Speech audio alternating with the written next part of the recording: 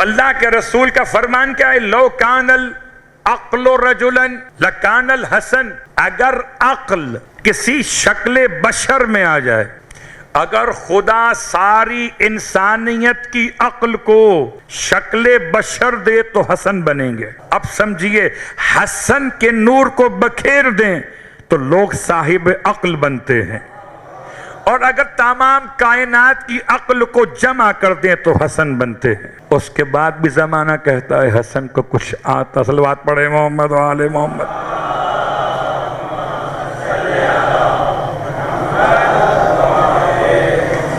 اس سے بڑا جملہ اللہ اکبر، بہت غور کیجئے گا، اس سے بڑا جملہ، عقل مجسم ہے حسن، جس کو مسئلہ عقل کا، اور یاد رکھیے آپ کی خدمت میں جملہ عقل کا بیان کر رہا ہوں، عقل کا ہی تو مسئلہ ہے، بات کرتے کرتے اچانک کچھ باتیں یاد رہ جاتی، کچھ بھول جاتے۔ یہ سوال حضرت خضر علیہ السلام نے کیا مسجد حرام میں جبکہ مولا کائنات کے ساتھ مولا حسن بھی، مولا حسین بھی، اور آپ کے چاہنے والے اصحاب بھی، ایسے میں جناب خضر علیہ السلام ایک عام لباس بشر میں آئے، آ کے سلام کیا۔ سب سلام کرنے کے بعد کہتے ہیں مجھے مسئلہ معلوم کرنا۔ مسئلہ معلوم کرنے میں آپ نے جو ایک مسئلہ دریافت کیا، مولا فرماتے ہیں مولا کائنات اپنی حیات طیبہ، حیات ظاہر میں سائلوں کو پلٹاتے تھے امام حسن کی طرف۔ یہ بتانا چاہتے تھے کہ میں اگر محمد کا در تو حسن میرا در ہے، میں اگر رسول کا دروازہ ہوں تو حسن میرا دروازہ علم ہے۔ وہ الگ بات ہے، کسی کو آپ نے اختیار دیا تو اس نے دیکھا کہ چھوٹا کون سا ہے اور بڑا کون سا ہے، تو اس نے دیکھا کہ 9 مہینے سال کا فرق ہے، تو حسین کو چھوٹا سمجھا، حسن کو بڑا سمجھا، تو حسن کے پاس آ گئے۔ تو مسجد حرام میں حضرت خضر علیہ السلام کی آمد، اور ایک سوال کیا تھا؟ وہ 3 سوالوں میں ایک سوال پڑھ رہا ہوں۔ اگر آپ میں سے کوئی فارسی زبان سے آشنا ہو اور امام حسن کے بارے میں تفصیل سے پڑھنا چاہے، بہت عمدہ کتاب ہے، فارسی میں دانش نامہ امام حسن کے نام سے، دانش نامہ امام حسن، اور یہ کتاب آن لائن بہت آسانی سے بغیر کسی چارجز کے آپ اپنے پاس ڈاؤن لوڈ کر سکتے۔ پورے حروف تہجی کے اعتبار سے امام حسن کی شخصیت کو جمع کیا گیا، جتنے حروف تہجی ہیں ان میں سے ہر ایک حرف کے ساتھ جتنے واقعات ہیں امام حسن مجتبیٰ کے سب جمع کر دیے گئے ہیں۔ ہمارے ہاں تو بیان ہی نہیں ہوتے سوائے اس کے کہ شہادت کیسے ہوئی بس۔ تو اللہ کے رسول کے کلمات اپنے مقام پر، سوال حضرت خضر کا اپنے مقام پر، اور مولا کائنات نے موڑ دیا حضرت خضر کو، ان سے پوچھئے امام حسن کے پاس آ گئے، آپ بتائیے، کیا بتائیے کہ انسان پر نسیان کیوں طاری ہو جاتا ہے؟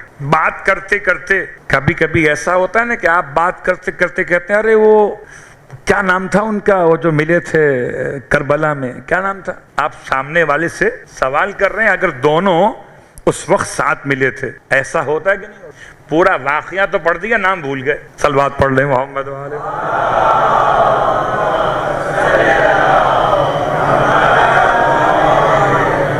یا نام یاد، واقعہ بھول گئے، کچھ یاد کچھ بھول گئے۔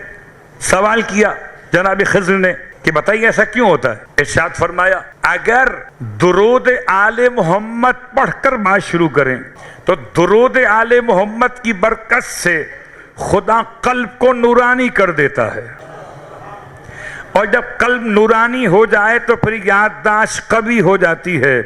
بہترین نسخہ ہے یادداشت کو مضبوط بنانے کا کہ جب بھی کبھی کہیں بات کرنے کا موقع ہو تو غور کیجئے، بسم اللہ الرحمن الرحیم پڑھ لیجئے، کوئی عیب نہیں ہے۔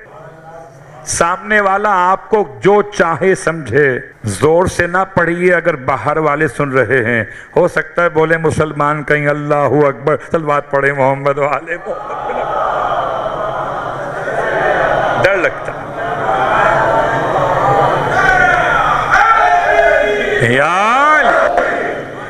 آپ یہاں تو پڑھ سکتے ہیں بسم اللہ الرحمن الرحیم، دو سے پڑھ سکتے ہیں، مشکل نہیں. اللہم صلی علی محمد وآل محمد، بسم اللہ کے بعد پڑھیں درود آل محمد. پھر اگر زیادہ بھولنے کا مسئلہ ہو تو اپنی پیشانی پر اپنے سیدھے ہاتھ کو رکھیں اور خدا سے کہیں درود پڑھنے کے بعد خدایا جو شیطان نے بھلا دیا یاد دلا دے.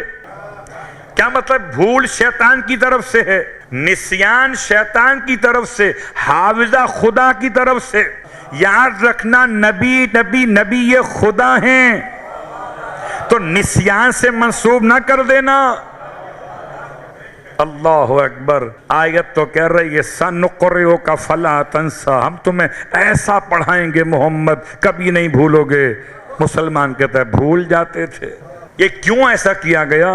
اگر آپ صلح حسن نامی کتاب پڑھیں گے شیخ راضی آل یاسین کی، اس کا مقدمہ خاص پڑھیے گا جس میں حاشیے کے اعتبار سے بہت تفصیل سے بات کی گئی ہے، تو شاید یہ بات سمجھ میں آ جائے گی کہ پیغمبر کے ساتھ ایسا مسئلہ کیوں منسوب کیا گیا. صلوات پڑھ لیں محمد و آل محمد.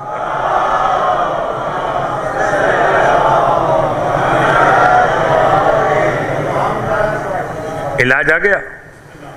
لو کان العقل رجلا لکان الحسن.